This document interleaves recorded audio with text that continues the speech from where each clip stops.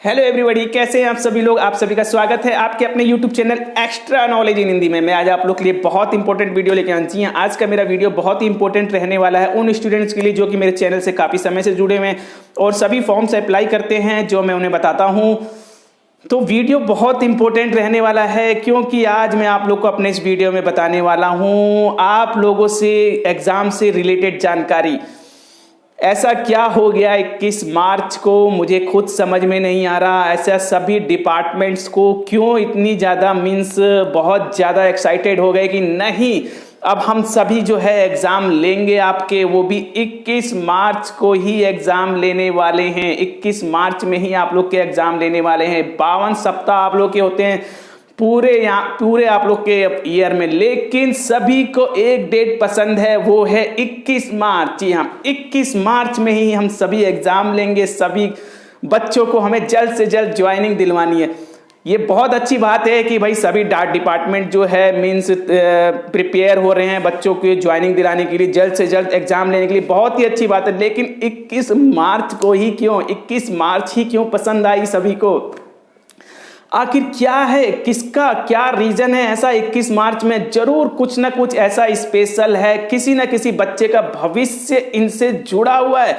क्योंकि 21 मार्च में इतने एग्जाम होने वाले हैं, एग्जाम बच्चों के छूटेंगे। बच्चों के एग्जाम छूटने की वजह से किसी ना किसी डिपार्टमेंट में कंपटीशन कम होगा और यहाँ पे जो है किसी ना किसी का लक काम करेगा। तो यहाँ यह मान के चलिए कि कुछ ना कुछ बहुत अच्छा भी हुआ है और कुछ ना कुछ बहुत गलत भी हुआ है।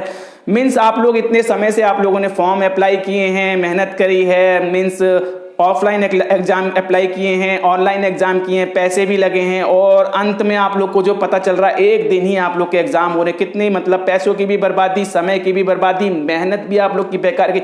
बहुत ज़्यादा टेंशन में भी हैं बच्चे, बहुत ज़्यादा। ऐसे मेरे साथ कई बच्चे जुड़े हुए, चैनल को सब्सक्राइब कर रखा है उन्होंने, जिनके कि मैसेज आ रहे हैं कई दिनों से, सर हम क्या करें, हमारा बिहार पुलिस का एग्ज़ाम है, हमारा CISF का एग्ज़ाम है, हम कैसे करें, ये एग्ज़ाम है, वो एग्ज़ाम है।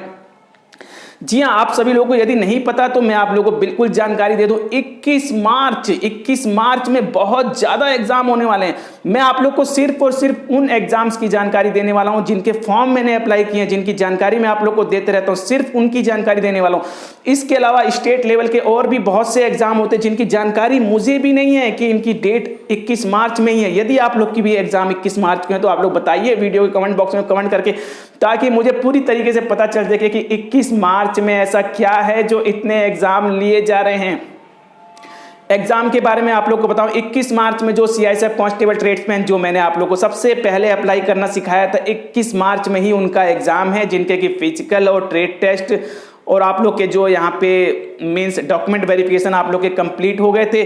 काफ़ी समय से एग्जाम रुका पड़ा था, लेकिन 21 मार्च में ही उन्होंने एग्जाम की डेट डाल दी है। तो 21 मार्च में इनका एग्जाम होने वाला। आधा रास्ता बच्चों ने तय कर लिया है, आधा सफर जो उनका अभी रह रहा है। लेकिन इसके बाद बहुत से ऐसे स्टूडेंट हैं जो बिहार से हैं, उनका बिहार पुलिस कांस्टेबल का भी एग्जाम 21 मार्च को है। जी हाँ, 14 मार्च और 21 मार्च 2 डेट है, लेकिन बहुत से ऐसे स्टूडेंट हैं जिनका कि 21 मार्च को पड़ा है। और उन स्टूडेंट्स का जो है CISF कांस्टेबल ट्रेड्समैन का भी काफ़ी परेशान हो गए, सर दोनों ही रिक्रूटमेंट हमारे लिए इतनी इंपॉर्टेंट है, वैसे ही बिहार गवर्नमेंट में वैकेंसियां नहीं निकलती हैं, निकली हैं और हमने अप्लाई किया है, इसमें इतनी मेहनत करी है, पैसा लगाया है।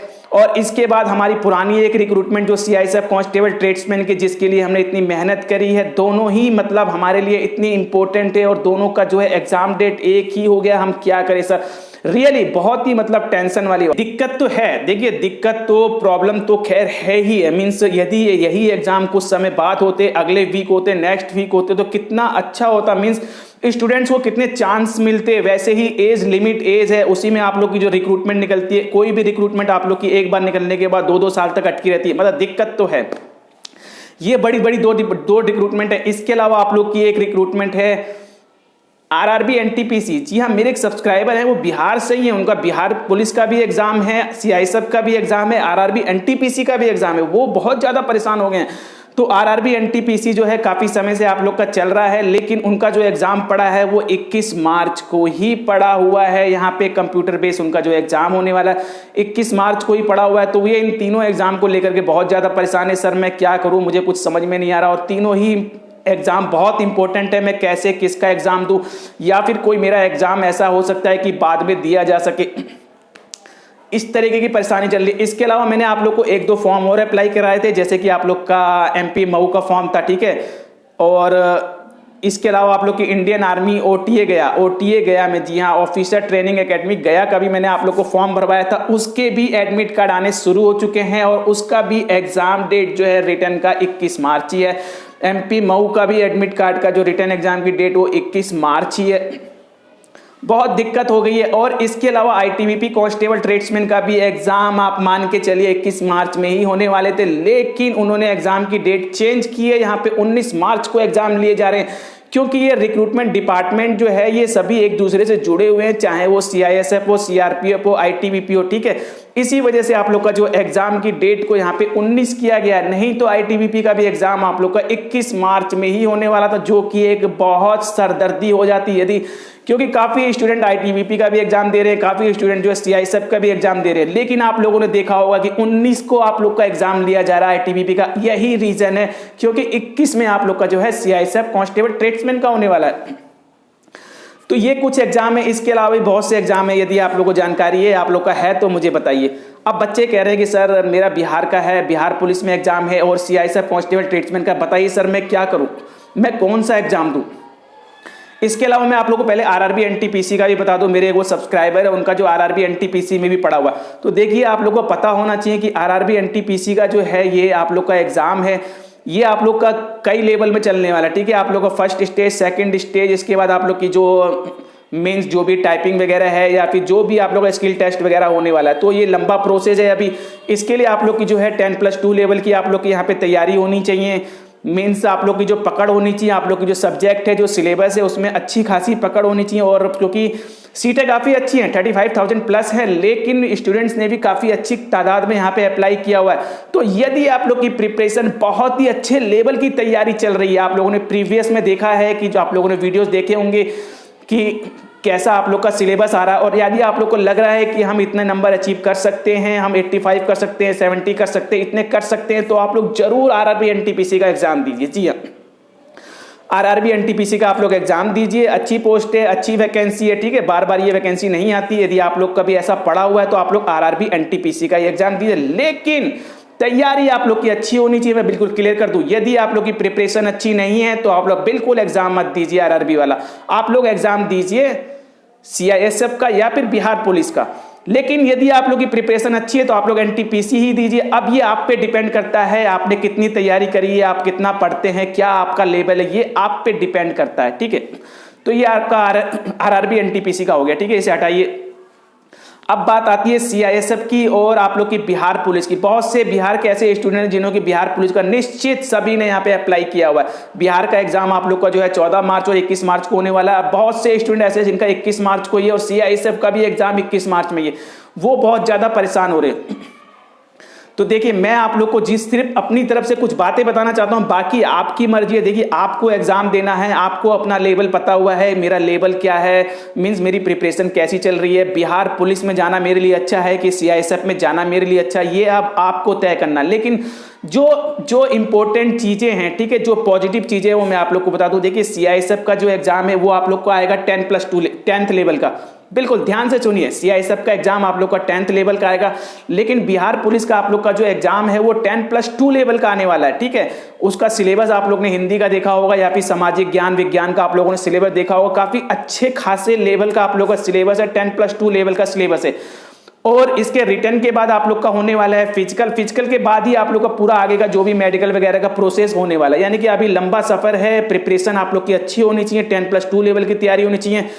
11 लाख प्लस बच्चों ने अप्लाई किया है, और मींस वैकेंसी अच्छी हैं, 8,400 प्लस वैकेंसियां भी काफ़ी अच्छी हैं। लेकिन और भी बहुत सी चीज़ें हैं जो कि बिहार के एग्जाम्स को लेकर के मींस देखने में आती हैं।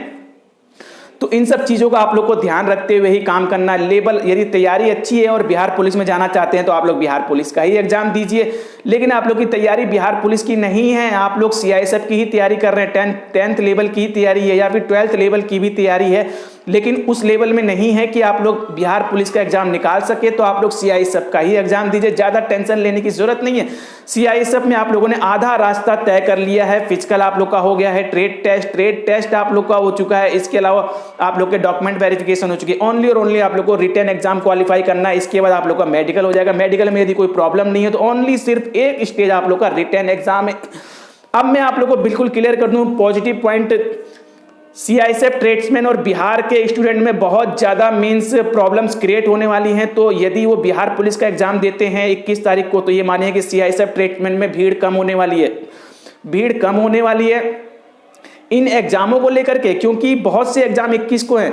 तो CISF ट्रेड्समैन में एग्जाम में भीड़ कम होने वाली है। और इसके अलावा आप लोग की SSC GD की भर्ती हुई है, यूपी पुलिस की भर्ती हुई है, और भी कई भर्तियां हुई हैं जिनमें कि आप लोग के काफ़ी बच्चे सेलेक्ट हो चुके हैं। तो CISF कांस्टेबल ट्रेड्समैन में भीड़ कम होने वाली है। तो अब मैं आप लोगों को क्लियर कर दूं, ये जो एग्ज़ाम हो रहे हैं ये बहुत से बच्चों के भविष्य को तय करने के लिए है। मीन्स किसी ना किसी के साथ कुछ अच्छा होने वाला है या फिर किसी के साथ कुछ बुरा होने वाला है। तो यदि आप लोगों ने बिहार पुलिस का एग्जाम दिया तो ये मान के चले कि CISF कांस्टेबल ट्रेड्समैन वालों को बहुत बेनिफिट होगा। और यदि आप लोगों ने CISF कांस्टेबल ट्रेड्समैन का एग्जाम दिया तो बिहार पुलिस में इतना ज़्यादा प्रॉब्लम नहीं होने वाला है। 11 लाख बच्चे अप्लाई किया है, 11 लाख बच्चों ने, यदि 2-4 हज़ार बच्चे कम भी हो गए तो बिहार पुलिस पे कोई इफेक्ट नहीं पड़ेगा। लेकिन यदि आप लोगों ने बिहार पुलिस का एग्जाम दिया तो CISF कांस्टेबल ट्रेड्समैन वालों की मौज आ जाए, मीन्स उनके लिए बहुत बड़ा बेनिफिट होने वाला है। तो ये कुछ पॉजिटिव चीजें मैंने आप लोग को बताई हैं, ठीक है। यदि तैयारी अच्छी है और बिहार पुलिस में आप लोग जाना चाहते हैं, बिहार में ही रहना चाहते हैं, तो आप लोग बिल्कुल बिहार पुलिस का एग्जाम दीजिए, कोई दिक्कत नहीं है। लेकिन तैयारी कम है और CISF की जो पोस्ट है आप उनमें जाना चाहते हैं वो कर सकते हैं, कोई दिक्कत आप लोग को नहीं है, ठीक है। और मीन्स 10th लेवल की आप लोग की तैयारी है, नॉर्मल है, तो आप लोग CISF का एग्जाम दीजिए। ज़्यादा हाई लेवल में आप लोग को जाने की जरूरत नहीं है। आप लोग CISF ट्रेड्समैन का एग्जाम दीजिए, एग्जाम क्लियर कीजिए, ज्वाइनिंग लीजिए, मेन सिलेक्शन लीजिए आप लोग, उसके बाद बाकी की बात जो है बाद में होगी, ठीक है। तो ये आप लोग का अब लेवल है, ठीक है। जो आप लोग का लेवल है, जो पसंद है उस हिसाब से कीजिए। देखिए मैं किसी को कोई बाउंडेशन नहीं देने चाहता कि आप ये कीजिए वो कीजिए, मैंने सब कुछ बता दिया, पॉजिटिव और नेगेटिव सब कुछ बता दिया है मैंने। अब ये आप लोग को सोचना है। इसके अलावा यदि आप लोग का CISF का एग्जाम है और आप लोगों ने, मैंने अभी आप लोगों को फॉर्म भराया था, OTA गया का, MP मऊ का, इनका भी एडमिट कार्ड आ गया, तो देखिए मैं बिल्कुल क्लियर कर दूं, आप इन एग्जामों को दूर रखिए, आप CISF कांस्टेबल ट्रेड्समैन का एग्जाम दीजिए। देखिए जो रियल चीजें बता दूं, CISF ट्रेड्समैन का एग्जाम अच्छे लेवल का है और मीन्स एक अच्छा बढ़िया डिपार्टमेंट है, मीन्स ये इसका लेवल बिल्कुल अलग है। यदि आप लोग CISF ट्रेड्समैन में ज्वाइनिंग लेने की आप लोग के चांसेस ज़्यादा हैं, क्योंकि MP मऊ में आप लोग की 30+ वैकेंसियाँ हैं, बहुत कम वैकेंसियाँ हैं, कई पोस्ट हैं, 2-2, 4-4 आप लोग की वैकेंसी है, तो कंपटीशन ज़्यादा है। इसके अलावा यदि कुछ और प्रॉब्लम्स होती हैं तो मीन्स आप लोग का सारा किया कराया बेकार चला जाएगा।